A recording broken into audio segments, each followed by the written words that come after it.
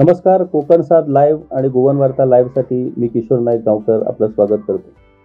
आज एका अत्यंत महत्त्वाच्या अशा ठिकाणी आम्ही आलेलो आहोत आणि एका महत्त्वाच्या विषयावरती आम्ही आमच्या प्रेक्षकांना ही माहिती देणार आहोत. अर्थातच मी सध्या आहे वेंगुर्ला या ठिकाणी, गोव्याच्या शेजारील सिंधुदुर्ग जिल्ह्यातील वेंगुर्ला तालुका. आता वेंगुर्ला तालुका म्हटल्यानंतर आपल्याला सहज पहिल्यांदा आठवण येणार ती वेंगुर्ल्याच्या बंदराची, वेंगुर्ल्यातल्या मासळीची, वेंगुर्ल्यातल्या काजूची, वेंगुर्ल्यातल्या पर्यटनाची. परंतु आज या सगळ्या गोष्टी बाजूला जाऊन एक वेगळी ओळख वेंगुर्लाची बनलेली आहे, ती म्हणजे स्वच्छ आणि सुंदर वेंगुर्ला. सध्या कचऱ्याचा विषय हा सगळीकडेच अत्यंत जटिल प्रश्न बनलेला आहे. आपल्या गोव्यात तर कचऱ्याच्या प्रश्नावरती बोलायलाच नको, एवढी भीषण परिस्थिती कचऱ्याच्या बाबतीत झालेली आहे. उत्तर गोव्यात कळंगूट या ठिकाणी अद्ययावत असा प्रकल्प सरकारने उभारलेला आहे, परंतु या प्रकल्पाला जवळजवळ 400 कोटी रुपये खर्च आलेला आहे. या व्यतिरिक्त दरवर्षी कोट्यावधी रुपयाचा खर्च त्या प्रकल्पावरती होतो. त्याच पद्धतीनं आता दक्षिण गोव्यातही कचरा प्रकल्प तयार झालेला आहे, फक्त कार्यान्वित व्हायचा बाकी आहे. मडगावच्या कचरा विषयाबद्दल तर बोलायलाच नको. म्हापशासारख्या शहरात आज कचऱ्याची जी भीषण परिस्थिती निर्माण झालेली आहे त्यावरही अद्याप आपल्याला तोडगा काढता आलेला नाही. एक पर्यटन राज्य म्हणून गोव्यात कचऱ्याचा विषय हा अधिकाधिक भीषण आणि गंभीर बनत चाललेला आहे. या सगळ्या गोष्टी कचऱ्याच्या बाबतीत घडत असतानाच पर्यटनाच्याच निमित्तानं ओळखल्या जाणाऱ्या या वेंगुर्ला तालुक्यातील वेंगुर्ला नगर परिषदेच्या या कचरा प्रकल्पावरती आज मी आहे. आणि मी आत्ता जो बसलेलो आहे तो याच कचऱ्या प्रकल्पातील गार्डनमध्ये बसलेलो आहे. म्हणजे कचऱ्या प्रकल्पात अशा पद्धतीनं बसता येतं आणि अशा पद्धतीनं सहजपणे बोलता येतं. इथं अजिबात दुर्गंधी नाही, माशांचा त्रास नाही, काहीच नाही. आणि बिनधास्तपणे एक सुंदर अशा पद्धतीची शेड या ठिकाणी उभारलेली आहे आणि या शेडमध्ये बसूनच आज मी हा कार्यक्रम करतोय. आम्ही जाणून घेणार आहोत वेंगुर्ल्यातल्या या कचरा प्रकल्पाचं नेमकं यश काय. विशेष म्हणजे गोव्याच्या बाबतीत जर आपण म्हणायला गेलो तर विकासाचे प्रकल्प किंवा अनेक बाबतीत गोवा हा आदर्श समजला जातो. परंतु आजच्या घडीला गोव्यातनं लोक या वेंगुर्ल्यातल्या कचरा प्रकल्पाला भेट देत आहेत, समजून घेत आहेत की कशा पद्धतीनं हा कचरा प्रकल्प इथं उभा झालेला आहे.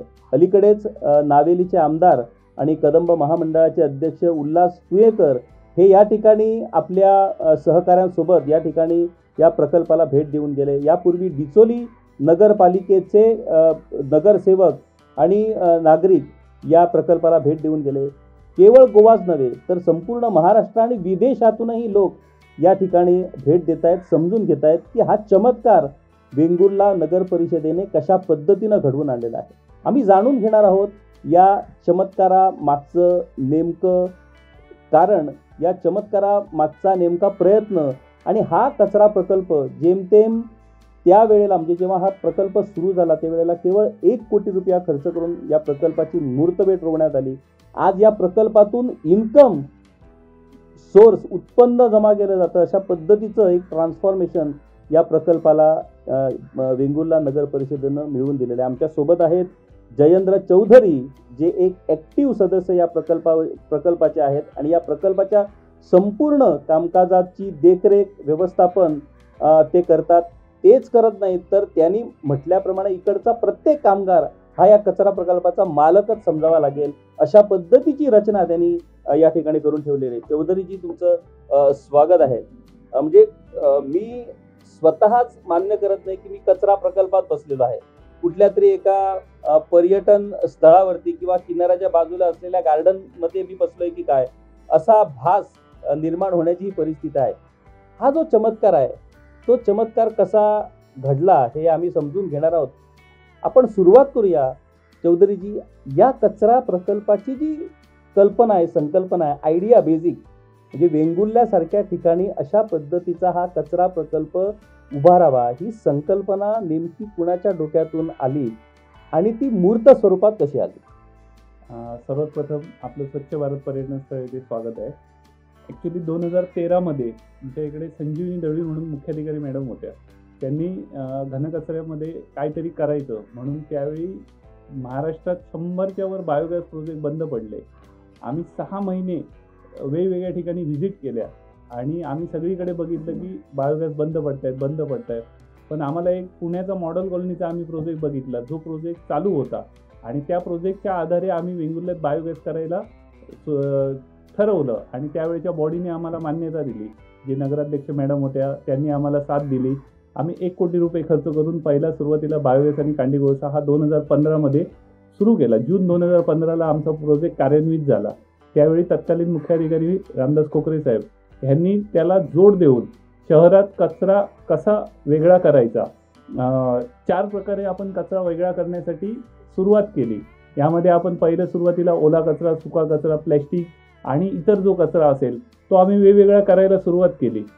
त्यातच आमचे कोकरे साहेब यांनी सुरुवातीला सर्व नगरसेवक, सर्व नागरिक, जेवढे आमचे व्यापारी असतील, जेवढ्या संस्था असतील, जेवढे कर्मचारी असतील यांना पहिली शपथ दिली की प्लॅस्टिक 100% बंद करायचं, प्लॅस्टिक वापरायचं नाही, कॅरी बॅग 100% वापरायचं नाही. आमच्याकडे 25% कचऱ्यामध्ये प्लॅस्टिक यायचं. ज्यावेळी आम्ही जून 2015मध्ये ही शपथ घेतली त्यावेळी ते रिड्यूस होऊन फक्त 70 ते 80 किलोवर प्लॅस्टिक आमच्याकडे यायला लागलं. म्हणजे त्याच्यात पॅकेजिंग प्लॅस्टिक असेल, बेकरी प्रोडक्ट्स असतील, ह्यांचं जे प्लॅस्टिक आहे तेवढंच आमच्याकडे यायला लागलं. त्यामुळे कचऱ्याचं जे व्हॅल्युएशन होतं 1.25 टन कचरा, 2 टन कचरा, ते व्हॅल्युएशन होऊन कमी झालं. त्याच्यानंतर यातच कोकरे साहेबांनी साथ दिली की लोकांनी कचरा वेगळा द्यायचा. त्याच्यातच आम्ही लोकांपर्यंत, प्रत्येक घरापर्यंत आम्ही पोचलो आणि लोकांना आम्ही सांगितलं की तुम्ही कचरा वेगळा द्या. लोकांच्या समस्या जाणून घेतल्या. लोक म्हणायला लागले नाही मग ते असं जमणार नाही, हे नाही. मग आमचे CO साहेब म्हणा किंवा आमचे सगळे पदाधिकारी, नगरसेवक किंवा ऑफिसचे अधिकारी यांनी प्रत्येक नागरिकाला सांगितलं की कचरा कसा वेगळा करायचा. वेगळा केल्यानंतर काय होतं, ज्या ठिकाणी आम्हाला प्रॉब्लेम यायचे त्या ठिकाणी आम्ही नागरिकांना घेऊन ह्या प्रोजेक्टवर यायचो की साहेब तुम्ही जर कचरा वेगळा नाही दिला तर आम्ही काही करू शकत नाही. तुम्ही कचरा वेगळा दिला तर आम्ही काय करू शकतो हे तुम्ही बघा. बघून गेल्यानंतर ज्या माणसाच्या डोक्यात कचरा निर्माण झालेला असतो त्याचा तो कचरा कमी होतो की ह्या प्रोजेक्टवर खरोखर कचरा वेगळा दिला तर ती प्रक्रिया होते. त्यातून शहर आपलं स्वच्छ होण्यास मदत होते. नागरिकांनी आम्हाला साथ दिली. 90% 95% नागरिक आम्हाला साथ द्यायचे, पण 5-10% सगळीकडे विक्षिप्त माणसं असतात. त्यांनी आम्हाला थोडंसं कचरा वेगळा द्यायला त्रास केला. मग त्यांना आम्ही दंडात्मक कारवाई करायला सुरुवात केल्या. नोटिसेस देणे, दंडात्मक हे करणं. मग त्यांच्यातही फरक पडायला लागले. मग त्यांच्या तक्रारी यायला लागल्या की आम्हाला वेळेवर ह्या गोष्टी पाहिजे, त्या गोष्टी पाहिजे. आपण नियोजन केलं की घंटागाडी आपली प्रत्येक घराला दिलेल्या टायमिंगवर कशी जाईल ह्याच्या संदर्भात आपण नियोजन केलं आणि त्या पद्धतीने आम्ही पाठवली. नागरिकांना सुरुवातीला माझ्या कर्मचाऱ्यांनी दाखवलं की कचरा कसा वेगळा करायचा. नागरिक करून द्यायला लागले. त्यामुळे माझ्या कर्मचाऱ्यांना जो रस्त्यावर टाकलेला कचरा उचलावा लागायचा किंवा कुचलेला कचरा, किडे पडलेला कचरा उचलावा लागायचा, तो कमी झाला. त्याचा फायदा माझे कर्मचारी आजार पडायला कमी झाले, दारू प्यायची त्यांची कमी झाले, त्यांचं स्वास्थ्य सुधारायला लागलं. कचरा डायरेक्ट घेतल्यामुळे डेली कचरा यायला लागला. जो डेली कचरा ह्या प्रोजेक्टवर आल्यामुळे आम्ही इकडे तो 100% प्रोसेस करायला लागलो. जसं की ओला कचऱ्यापासून आपण बायोगॅस तयार करायचो, बायोगॅसपासून इलेक्ट्रिसिटीवर आपण इकडच्या सर्व मशिनरी चालवायला लागलो. सुका कचरा आपण वेगवेगळ्या कॅटेगरीत नंतर पुढे जाऊन 27 प्रकारात आपण कचरा वेगळा करतो, जो महाराष्ट्रात काही देशात कोणीही करत नाही, जो वेंगुर्ला नगरपालिका करते.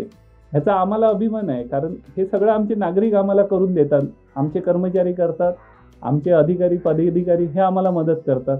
आणि हा प्रोजेक्ट आमची 7 माणसं, फक्त 7 माणसं 5 एकरच्या जागेमध्ये आमचा हा पूर्ण प्रोजेक्ट आहे, ज्याच्यापैकी 1 एकर जागेवर आपण इमारती बांधून त्या ठिकाणी वेगवेगळ्या मशिनरी बसवलेल्या आहेत आणि हा प्रोजेक्ट आपण रन करतो. ह्या प्रोजेक्टमधून आम्हाला महिन्याला 30 ते 35 हजारच्या वर इन्कम मिळतं. वर्षाला 4.5-5 लाख रुपयापर्यंत आम्हाला इन्कम मिळतं. हा आमचा एक पार्ट झाला. दुसरा पार्ट, हे सगळं आम्ही करत गेलो, त्यामुळे आम्हाला वरिष्ठ लेवलला जसे की मुख्यमंत्री साहेब किंवा आणि प्रधानमंत्री साहेब यांच्याकडून आम्हाला वेगवेगळी बक्षिसं मिळायला लागली. सुरुवातीला 2015मध्ये स्वच्छ वेंगुर्ला शहराचं आम्हाला 2.5 कोटीचं बक्षीस मिळालं. स्वच्छ भारत अभियान अंतर्गत आम्हाला वेगवेगळी बक्षिसं मिळून 12.5 कोटीची बक्षिसं मिळाली. आज वेंगुर्ला शहर हे स्वच्छ सुंदर शहर म्हणून आम्हाला 15 कोटीचं बक्षीस मिळालं मागच्याच वर्षी 2023मध्ये. अशी आम्हाला वेगवेगळी बक्षिसं मिळत गेली. वेंगुर्ल्याची आता एकच इच्छा राहिली आहे की मोदी साहेबांनी हे 2015मध्ये सुरू केलेलं, त्यांना आपण कधी हे भेटतो आणि हे आम्ही कधी दाखवतो, हेच फक्त वेंगुर्ल्याचं स्वप्न शिल्लक राहिलेलं आहे आणि ते लवकरच मला वाटतं पूर्ण होईल. चौधरी साहेब, मला एक सांगा की ओला कचरा जो तुमच्याकडे येतो तो सुरुवातीला खूप त्रास व्हायचे, लोकांनाच कळायचं नाही की कशा पद्धतीने तो वेगळा करायचा. कारण लोकांना तशाच्या तसा तो कचरा, ओला कचरा बालदीत टाकणंही विचित्र वाटत होतं. त्यामुळे ते पिशवीत बांधून त्याच्यात टाकणं, परत त्याच्यात मग पिशवी आली. त्याच्यानंतर तुम्ही जागृती केली, लोकांना समजून दिलं की कशा पद्धतीने तो वेगळा करायचा. आता जसे 27 प्रकार तुम्ही सुक्या कचऱ्याचे सांगितले, ओल्या कचऱ्याच्या बाबतीत जर बोलायचं झालं तर ओला हा ओला कचरा, त्याच्यात वेगळं नसतं. परंतु त्याच्यात मेलेली मांजरं, कुत्री, त्याच्यानंतर मेलेली जनावरं, हा जो काय एक प्रकार आहे त्याच्यावरती कशा पद्धतीनं तुम्ही तोडगा काढला? सुरुवातीला आमच्याकडे मृत जनावरं जी यायची ती आम्ही खड्डे काढून जमिनीत गाडायचो. नंतर त्याच्यापासून दुर्गंधी सुद्धा यायला लागली. त्यामुळे आम्ही त्याच्यावर भरपूर सर्च केला आणि आम्ही आता जनावरं जाळायची एक मशीन कार्यान्वित केलेली आहे, जी आता एक 15 दिवसात आपली चालू होईल. त्यामुळे हा जो प्रश्न आहे जनावरांपासून दुर्गंधी यायचा, तो आमचा प्रश्न कायमचा नाहीसा होणारा आहे. आणि हा महाराष्ट्रातला माझ्या दृष्टिकोनातून, म्हणजे मला माहिती असल्यानुसार पहिलाच प्रोजेक्ट असेल जो जनावरं जाळण्यासाठी आपण यूज करतो. सिम्पल मशीन आहे, त्याच्यात काही आपण वेगळं केलेलं नाही. जशी माणसं जाळायची मशीन्स असतात त्याच पद्धतीने आपण जनावरं जाळायची. म्हणजे कुत्र्या मांजरापासून मोठं जनावरसुद्धा आपण जाळू शकतो अशी आपण मशीन केलेली आहे, जी मशीन आपल्या इकडच्या बायोगॅसवर चालणारी आहे. त्याला इलेक्ट्रिसिटीचा खर्च नाही किंवा बाहेरून लाकडं आणायचा खर्च नाही किंवा बाहेरचा गॅस वापरायचा खर्च नाही. आमचा जो गॅस तयार होतो त्या गॅसवरच आम्ही ही मशीन चालवणार आहोत. आता हा जो प्रकल्प तुमचा इथे जो सुरू झालेला आहे, तो प्रकल्प किती पॉप्युलेशनला ॲडप्ट करतो? किती पॉप्युलेशन म्हणजे किती लोकसंख्येच्या घरातून या प्रकल्पाला कचरा येतो? किती टन दर दिवशी इथं कचरा येतो? आणि दुसरी गोष्ट, वेंगुर्ला हे पर्यटन स्थळ असल्यामुळे पर्यटनाच्या मोसमात जो कचरा तुमच्याकडे येतो तो सेग्रिगेट होतो का? आता घराघरातनं कचरा सेग्रिगेट होतो, परंतु हॉटेलमध्ये किंवा वेगवेगळी जी आस्थापनं आहेत त्यांच्यामधून जो येणारा कचरा आहे तो सेग्रिगेट होऊन येतो की कशा पद्धतीने येतो? आता वेंगुर्ला शहराचं जर बघाल तर 5,500 प्रॉपर्टी आहेत वेंगुर्ल्यात. म्हणजे वेंगुर्ल्यात 5,500 घरं आहेत. मोठी हॉटेल्स जर बघाल तर 20च्या वर मोठी हॉटेल्स आहेत. लहान हॉटेल जर बघितली, दुकानं वगैरे, तर 200च्या वर दुकानं आहेत. ह्या सर्वांना आम्ही अशी सिस्टीमच लावून ठेवलेली आहे की कचरा हा आम्हाला वेगळाच आला पाहिजे. ओला कचरा तर 100% वेगळा येतो. हॉटेल्समधून सुद्धा 100% वेगळा कचरा येतो. त्यांना आपण टायमिंग दिलेलं आहे. ते सकाळी जनरली आम्हाला देत नाही, ते दुपारच्या पिरियडला आम्हाला हॉटेल्सवाले कचरा देतात. त्या पद्धतीने आपण गाड्यांचं नियोजन केलेलं आहे. घरगुती कचरा हा 100% आम्हाला वेगळा येतो. जे आमच्याकडे फ्लॅट्स वगैरे आहेत, जे मुंबईकर लोक आहेत, ते वर्षातून कधीतरी येतात, त्यांना ह्या गोष्टी माहिती नसतात. त्यावेळी आमचे जे कर्मचारी कचरा गोळा करायला जातात ते त्यांना सांगतात. आणि आज वेंगुर्ल्याचं एवढं रोल मॉडेल झालेलं आहे की बाजूचा शेजारीच सांगतो, कचरा मिक्स कचरा दिला तर नगरपालिका नेणार नाही, असा कचरा वेगळा करून द्या. त्यामुळे जी वर्गीकरणाची जी समस्या बाकीच्या शहरांना आहे ती वेंगुर्ल्याला मुळीच भासवत नाही. आणि ही सिस्टीम जी लावलेली आहे ती आमचं रोल मॉडेल झालेलं आहे. त्यामुळे कचरा प्रकल्प म्हटल्यानंतर त्या कचरा प्रकल्पाची पहिली ओळख म्हणजे तिकडचं डम्पिंग स्टेशन, जे कचऱ्याचे ढीग पडायला पाहिजेत आणि त्या ढिगावरती घारी, कावळे असे घिरट्या घालताना दिसायला पाहिजे. इथं तसला प्रकार अजिबात दिसत नाही. म्हणजे या कचरा प्रकल्पाला डम्पिंग स्टेशन नाही, डम इथं नाही होत कचरा. आमच्याकडे जो कचरा येतो तो 100% सेग्रिगेट करून येतो आणि तो 100% प्रोसेस केला जातो. आणि एक यापुढे सांगायचं की डम्पिंग ग्राउंडच्या बाजूला कोण घर बांधायला किंवा जागा असेल तर ती विकून लोक जातात. पण वेंगुर्ल्याचं वैशिष्ट्य आहे की वेंगुर्ल्याच्या डम्पिंग ग्राउंडच्या समोर एकाने 30 लाख रुपये खर्च करून स्लॅबचं घर बांधलंय. हे वेंगुर्ल्याचं नगरपालिकेचं एक अचिव्हमेंट म्हणायला हरकत नाही.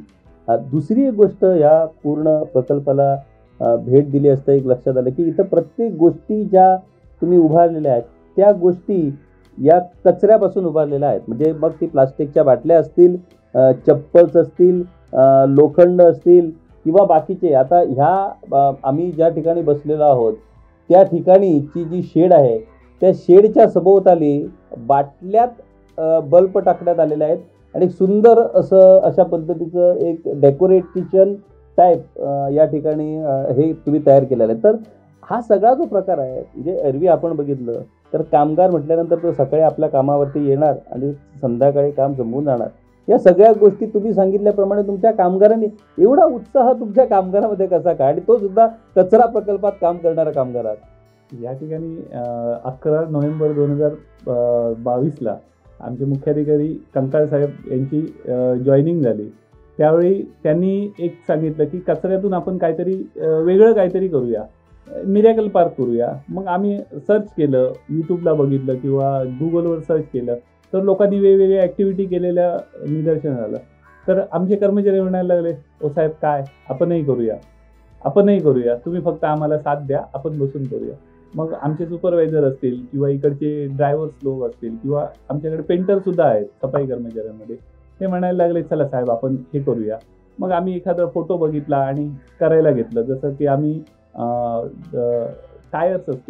टायर्स आणि ड्रम वगैरे असेल ह्याच्यापासून आपण ट्रॅक्टर तयार केला. एक रणगाडा केला आहे आपण टायरापासून आपण चेअर्स केल्या आहेत बसण्यासाठी. टायरापासून आपण मासे केलेत. टायरापासून आपण युनिकॉर्न केले. ह्याच्या पलीकडे जाऊन चेतक जी गाडी असते त्या स्कूटरपासून आपण जसं हॉटेल्सला बसण्यासाठी जशी अरेंजमेंट असते ते सुद्धा आपण तयार केलं. आपण जे आता ह्या बॉटल्स म्हणालात, हे सुद्धा बॉटल्स फोडणं हे सुद्धा एक स्किल असतं. हे आम्हाला काय माहीत नव्हतं. करायचं साहेब, करूया आपण. आमच्याकडे स्टेपला बॉटल यायच्या, बसलो आम्ही, बघितलं कसं फोडायचं, काय फोडायचं. सिम्पली आम्हाला लक्षात आलं हे असं फोडायचं आहे. आम्ही ते केलं आणि आज आम्ही हे सगळं जे आहे कचऱ्यातून कल्पकतेकडे आम्ही नेण्याचा एक प्रयत्न केला. आमचे माजी नगराध्यक्ष असतील, माजी नगरसेवक असतील, आमचे स्वच्छता दूत म्हणून सुनील नांदस्कर सर आहेत, ज्यांनी जे आर्ट ऑफ स्कूलचे व्हाईस प्रिन्सिपल म्हणून रिटायर झाले, वेंगुर्ल्याचे सुपुत्र आहेत. त्यांनी तर आम्हाला असं केलं की तुम्ही पेंटिंग करताय ना, तुम्ही हे कसं चांगलं दिसेल, कमी खर्चात कसं जास्त होईल, त्याच्यासाठी त्यांनी मार्गदर्शन केले. काही नगरसेवक आहेत, काही पत्रकार आहेत, ज्यांनी आम्हाला सांगितले साहेब तिकडे हे चांगलं दिसतंय, आपण हे असं करण्याचा प्रयत्न करूया. त्यांनी आम्हाला फक्त सुचवलं हे असं करा. त्याच्या पलीकडे जाऊन कर्मचाऱ्यांनी ते करण्याचा प्रयत्न केला आणि त्यामुळे आम्ही कचऱ्यातून कल्पकतेकडे गेलो आणि आज आम्ही इकडे कचऱ्यापासून ज्या काही वेस्ट टू मिरॅकल हे आम्ही तयार करण्याचा प्रयत्न केला.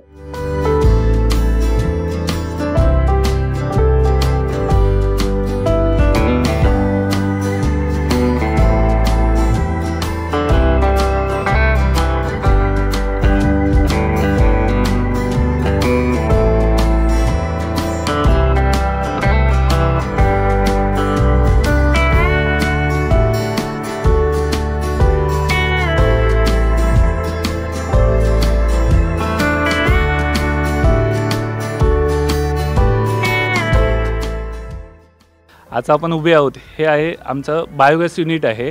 या ठिकाणी पहिली घंटागाडी जी येते ती वजन काट्यावर वजन करून या ठिकाणी ओला कचरा आणून ठेवला जातो. ओला कचरा हा आपला ड्रममध्ये जो घरातून वर्गीकृत केलेला असतो तो आपल्याकडे या ठिकाणी येतो. आपण प्रत्येक घराला एक डस्टबिन दोन डस्टबिन दिलेली आहे, एक ओला कचऱ्यासाठी आणि एक सुका कचऱ्यासाठी. ओला कचरा जो आहे तो आपले कर्मचारी वर्गीकृत घेऊन येतात आणि या ठिकाणी आपल्या प्रोजेक्टवर आणला जातो. या ठिकाणी त्याचं वजन केलं जातं, किती आहे, किती क्वांटिटीमध्ये कचरा येतो तो. त्यानंतर हा ओला कचरा मशीन आहे, त्या मशीनवर क्रश केलं जातं आणि पुढे आपली बलून रूम मेन डायजेस्टर आहे. मेन डायजेस्टरमध्ये त्यामध्ये गॅस तयार होतो, जो गॅस आपण इलेक्ट्रिसिटीसाठी यूज करतो. जनरेटरद्वारे आपण त्याच्यातून इलेक्ट्रिसिटी जनरेट करतो आणि ती इलेक्ट्रिसिटी या ठिकाणच्या ज्या मशिनरी आहेत त्या मशिनरीवर प्रक्रिया करण्यासाठी त्याचा वापर केला जातो. त्यामुळे नगरपालिकेला इलेक्ट्रिसिटीचं जे बिल आहे ते कमी प्रमाणात येते.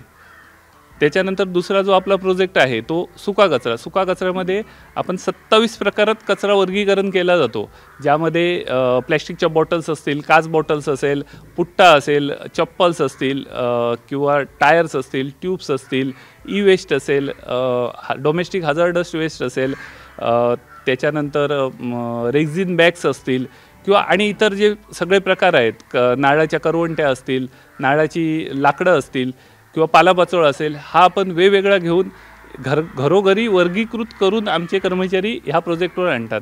या ठिकाणी आमचा हा प्रोजेक्ट पूर्ण रन करण्यासाठी 7च कर्मचारी आहेत जे हा पूर्ण प्रोजेक्ट रन करतात. जो सुका कचरा येतो त्यामधला जो पालापाचोळा आणि लाकूड जे आहे त्याच्यापासून आपण ब्रिकेट्स तयार करतो, जे आपण कोळशाला पर्याय म्हणून यूज करतो आणि ते आपण इकडच्या नागरिकांना 4 रुपये किलोने विकतो. त्यापासून नगरपालिकेला उत्पन्न मिळतं. सुक्या कचऱ्यामधले जे पुढचे प्रकार आहेत, जसा की प्लॅस्टिक बॉटल आहे, ते आम्ही स्क्रॅपवाल्याला विकतो. त्याच्यापासून 18 ते 20 रुपये किलो आपल्याला नगरपालिकेला उत्पन्न मिळतं. त्याच्यानंतर स्टील असेल, पत्र्याचे डबे असतील, हे आपण 33 रुपये किलोने आपण विकतो. त्यापासून नगरपालिकेला इन्कम मिळतं. पुट्टा असेल, पुट्टा आपण 2-3 प्रकारात वर्गीकृत करतो, ते आपण स्क्रॅपवाल्यांना देतो, त्यापासून इन्कम मिळवतो. प्लॅस्टिक असेल, आमच्याकडे 100% कॅरी बॅग बंदी आहे, पण जे पॅकेजिंग प्लॅस्टिक असेल किंवा इतर जे प्लॅस्टिक असेल, हार्ड प्लॅस्टिक, ते आपण स्क्रॅपवाल्यांना देतो आणि त्यापासून आपण इन्कम मिळवतो. त्याच्यानंतर वेंगुर्ल्याची म्हणजे सगळ्यांचीच समस्या होती की चिकन वेस्ट, मटन वेस्ट आणि कोंबडी जे असतं त्यांचे पिसं असतात, त्याचं काय करायचं हा सगळ्यात मोठा प्रश्न असतो. मग त्यावर 2019मध्ये नगरपालिकेने 2 गोल्डश मशीन घेतलेले आहे, ज्यामध्ये आपण कचरा क्रश करून टाकला 500 किलो कचरा तर आम्हाला 70 ते 80 किलो खत मिळतं. अशा 2 मशीन आपण घेतलेल्या आहेत. याचमध्ये अपडेट करत नगरपालिकेने सोलार प्रकल्प कार्यान्वित केलेला आहे. सोलार प्रकल्पामध्ये नगरपालिकेने 20 किलोवॅट इलेक्ट्रिसिटी जनरेट होते, जी आम्ही ऑफ ग्रीडने MSEBला देतो आणि त्यापासून नगरपालिकेला इन्कम मिळतं. त्यानंतर आपण गेल्या वर्षीपासून कचऱ्यातून कल्पकतेकडे ही एक नवीन कन्सेप्ट सुरू केलेली आहे. म्हणजे ज्या कचऱ्यातून वस्तू येतात, जसं की तुम्ही ह्या बाजूला बघाल तर चप्पल्स आहेत, ह्या बाजूला बघाल तर मासा केलेला आहे किंवा टायरापासून वेगवेगळे आयटम केलेले आहेत किंवा युनिकॉर्न केलेलं आहे किंवा कुंड्या असतील ज्या खराब झालेल्या आहेत, त्याचं रियूज कसं करायचं हे नगरपालिकेने दाखवलेलं आहे. आणि ह्या संदर्भात आम्ही कुठेही बाहेर हे केलेलं नाही. आमचे जे कर्मचारी आहेत, जे स्वतः पेंटिंगसुद्धा आमच्या कर्मचाऱ्यांनी केलं आहे, आमचे ड्रायव्हर असतील, आमचे मुकादम असतील, ह्यांनी स्वतः मिळून ह्या सगळ्या गोष्टी केल्या आहेत. आता आपण हॉटेलला जातो, हॉटेलला एखादी चेतक गाडी जुनी असते ज्याच्यावर लोक जेवायला बसतात, त्याच्यासाठी लोक ते हॉटेलवाले पैसे घेतात. हे सुद्धा नगरपालिकेने ह्या ठिकाणी केलं आहे. या ठिकाणी 16 देशाचे प्रतिनिधी वेंगुर्ल्याला भेट देऊन गेलेत. जपान, चायना यासारख्या विकसनशील देशांनी हे केलं की वेंगुर्ल्यासारखं रोल मॉडेल आम्हाला तयार करायचं आहे. आपले माजी मुख्यमंत्री उद्धव ठाकरे साहेब असतील किंवा रवींद्र चव्हाण साहेब असतील, तर हे वेंगुर्ला मॉडेल मुंबईला आपण कसं रिप्लिकेट करायचं ह्या संदर्भात त्यांनी ह्या प्रोजेक्टला भेट देऊन इकडे उद्गार काढले. हे वेंगुर्ल्याला अभिमान आहे. चव्हाण साहेब, रवींद्र चव्हाण साहेब आपले पालकमंत्री आहेत, त्यांनी तर जवळजवळ 12 लक्झरी भरून या ठिकाणी 400च्या वर माणसं पाठवलेली की कचऱ्यापासून आपण हे करू शकतो, लोकांची मानसिकता बदलू शकतो, हे बघण्यासाठी इकडे माणसं आलेली. हा वेंगुर्ल्याला एक अभिमान आहे. पूर्वी वेंगुर्ल्याची ओळख बंदरामुळे होती, पण आज वेंगुर्ल्याची ओळख ही स्वच्छ वेंगुर्ला, सुंदर वेंगुर्ला म्हणून आहे.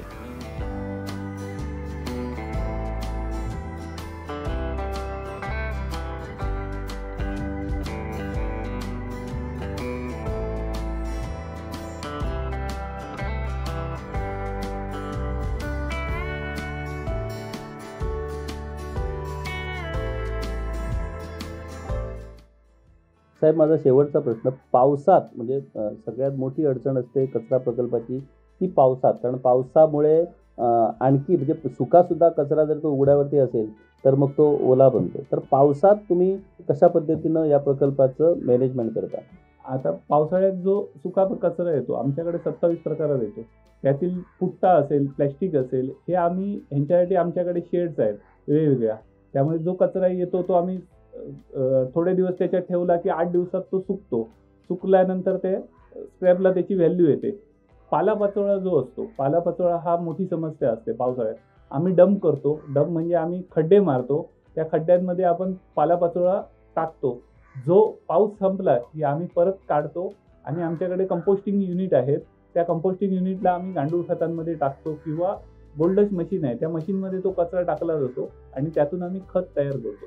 म्हणजे पावसाळ्याचे 4 महिने ज्यावेळी ॲक्च्युली पाऊस पडत असतो त्यावेळी फक्त तो पालापाचोळा आहे हा आम्ही आमच्या खड्ड्यात टाकतो आणि त्याचा आम्ही रियूज पावसानंतर करतो. आमचे पंतप्रधान नरेंद्र मोदी यांनी स्वच्छ भारत ही संकल्पना मांडली आणि पूर्ण देशभरात स्वच्छतेच्या विषयावरती चर्चा सुरू झाल्या, स्वच्छतेच्या विषयावरती उपक्रम सुरू झाले. वेंगुर्ला नगर परिषदेने केवळ घोषणा न देता प्रत्यक्ष कृतीतून स्वच्छतेचा हा मंत्र जपला. आज देशभरात हा स्वच्छतेचा विषय जो आहे तो एक आव्हान बनलेला आहे. या अनुषंगाने या वेंगुर्ल्यातल्या यशस्वी स्वच्छता प्रयोगाचे एक दूत म्हणून तुम्ही आमच्या देशवासियांना आणि महाराष्ट्रातील इतर राज्यातल्या नागरिकांना, आमच्या शेजारच्या गोव्यातल्या नागरिकांना या स्वच्छतेच्या बाबतीत काय संदेश द्याल? स्वच्छता ही समस्या नसून स्वच्छता हे एक उत्पन्नाचं साधन आहे. या दृष्टिकोनातून जर आपण सगळ्यांनी जर प्रयत्न केले आणि प्रत्येक नागरिकाने जर कचरा वर्गीकरणाची जर सवय अंगी लावली तर आपण वेंगुर्ला काय पूर्ण देश स्वच्छ सुंदर करण्यासाठी आपण सगळेजण प्रयत्न करू शकू. यात एकच अजून एक सांगायचं राहिलं आहे की ज्यावेळी हा 2015मध्ये हे ज्यावेळी सुरू झालं त्यावेळी देवेंद्र फडणवीस साहेब आपले मुख्यमंत्री होते. त्यांनी तर एवढं हे धरलेलं की महाराष्ट्र देशात कसा नंबर 1 येईल. त्यावेळी ज्या ज्या नगरपालिकेंना समस्या यायची त्यावेळी ते एकच सांगायचे की तुम्ही वेंगुर्ल्यात जावा. साहेब, या ठिकाणी 20 नगरपालिकेपेक्षा जास्त नगरपालिकेचा सेमिनार 3 दिवस या प्रोजेक्टवर नगराध्यक्ष, नगरसेवक, मुख्याधिकारी, त्यांचे SI, कर्मचारी हे इकडे येऊन व्हिजिट करून इकडे राहून इकडे जेवून गेले. म्हणजे हे त्यावेळेच्या मुख्यमंत्र्यांनी केलं. आमच्या IAS ऑफिसर म्हैसकर मॅडम होत्या, जे हा सगळ्या स्वच्छतेमध्ये कोऑर्डिनेशन करायच्या. त्यांनी एवढी आम्हाला मदत केली की प्रत्येक गोष्ट आम्ही ही करत गेलो. काही वेळा आमच्या तत्कालीन मुख्याधिकाऱ्यांवर जी विक्षिप्त लोक असतात त्यांनी गुन्हे दाखल करायचे, कचऱ्यामध्ये समस्या निर्माण करायची. खूप प्रयत्न केले. त्यावेळेचे SP साहेब असतील, कलेक्टर साहेब असतील, ह्यांनी आम्हाला पूर्णपणे सपोर्ट केला साहेब प्रत्येक गोष्टीला. म्हणजे हे काम एका माणसाचं नाही आहे, ह्याच्यासाठी प्रत्येकाचं टीमवर्क आहे. प्रत्येकाने आपला हातभार लावला पाहिजे. प्रत्येक नागरिकाने कचरा वर्गीकरणासाठी प्रयत्न केले पाहिजे. त्यांना पूर्ण नगरपालिकेने ते कचरा जागेवर घेऊन येऊन तो प्रोसेस केला पाहिजे. नुसता वर्गीकरण करणं हे नाही तर तो 100% प्रोसेस होणं.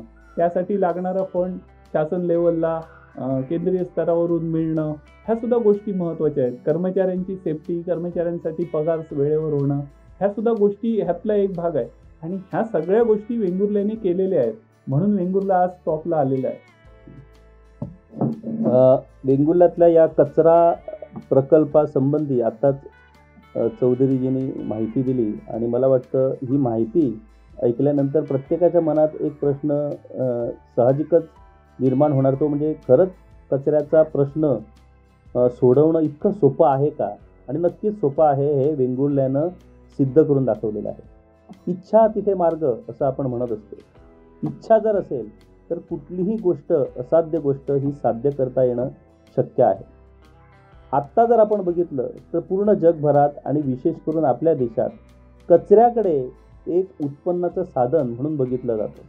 आता कचरा इंडस्ट्री म्हणून तयार व्हायला लागलेत आणि कचऱ्यातनं पैसा कमवायचं एक नवा धंदा सुरू झालेला आहे. परंतु हा धंदा करत असताना लोकांना कशा पद्धतीनं कचऱ्यापासून आपण मुक्त करणार आणि कचरा मुक्त करून लोकांचं आरोग्य कशा पद्धतीनं आपण सांभाळून ठेवणार, या गोष्टीकडे लक्ष देणं गरजेचं आहे. वेंगुर्ला नगर परिषदेनं हा मंत्र यशस्वी करून दाखवलेला आहे आणि त्यामुळे पूर्ण सिंधुदुर्ग जिल्हाच नव्हे तर पूर्ण महाराष्ट्रातनं या वेंगुर्ला मॉडेलचा अभ्यास सुरू आहे आणि रेप्लिकेशनही करण्याची कामं वेगवेगळ्या ठिकाणी सुरू झालेली आहेत. आता आपला शेजारचा गोवा हा सिंधुदुर्ग जिल्ह्याला टेकून आहे. गोव्यानं कलंगूट या ठिकाणी मोठा एक प्रकल्प उभारलेला आहे, जवळजवळ 400 कोटी रुपये. कुठे तो 400 कोटी रुपयांचा प्रकल्प आणि कुठे हा 1 ते 5 कोटी रुपयांचा प्रकल्प. म्हणजे केवळ पैसा खर्च करून त्याच्यातनं कमिशनबाजी करण्यासाठी प्रकल्प आणणं की प्रत्यक्षात विषय संपवण्यासाठी प्रकल्प आणणं, याच्यात फरक आहे. आपल्याकडे कमिशनबाजीचा जास्त विचार होतो आणि त्यामुळेच कचऱ्याचा प्रश्नही सुटत नाही आणि कचऱ्यावरती प्रश्न सोडवण्यासाठी कल्पनाही सुचत नाहीत. परंतु वेंगुर्ल्यासारख्या या नगर परिषदेनं आणि या तालुक्यानं कचऱ्याचा विषय हा इच्छाशक्तीवरती सोडवला जाऊ शकतो हे सिद्ध केलं आहे. या यशामागचं सगळ्यात मोठं जर गुपित कुठलं असेल तर लोकप्रतिनिधीपासून म्हणजे नगराध्यक्ष नगरसेवकापासून जे अधिकारी आहेत, मग त्याच्यात मुख्याधिकारी असतील, CEO असतील आणि कर्मचारी, या तिघाही सेक्टरमधल्या लोकांनी आणि विशेष करून नागरिकांनी, सगळ्यात महत्त्वाचं म्हणजे नागरिकांनी या 4 स्टेप म्हणजे एकीकडे लोकप्रतिनिधी, मग ब्युरोक्रेसी म्हणजे नोकरशहा, त्याच्यानंतर आपले कर्मचारी आणि नागरिक या सगळ्यांनी एकत्र येऊन सगळ्यांनी आपली इच्छा प्रत्यक्ष कृतीत आणून हा प्रयोग यशस्वी करून दाखवलेला आहे. हे आपल्या गोव्यात किंवा महाराष्ट्राच्या इतर ठिकाणी का शक्य होऊ शकत नाही, हा सगळ्यात मोठा प्रश्न आहे. लोकप्रतिनिधींनी जेव्हा आपल्या डोक्यात एखादी कल्पना आणली, ती कल्पना ब्युरोक्रेसीनी म्हणजे नोकरशहानी उचलून धरली. त्या कल्पनेवरती निम्न स्तरावरती कर्मचाऱ्यांनी ती प्रत्यक्षात आपल्या कामाद्वारे यशस्वी करून दाखवली आणि नागरिकांनी या प्रयत्नांना योग्य साथ दिली तर कुठलाही चमत्कार होऊ शकतो. मला वाटतं गोव्याच्या बाबतीत जर बोलायचं झालं तर वेंगुर्ला नगर परिषदेचा हा मॉडेल गोव्याच्या प्रत्येक तालुक्यात जर राबवला तर गोव्याच्या कचऱ्याचा प्रश्न हा नामशेष होण्यात अजिबात वेळ लागणार नाही. आणि तसं जर झालं तर खऱ्या अर्थानं गोवा हे एक आदर्श पर्यटन स्थळ म्हणून उभं राहू शकतं.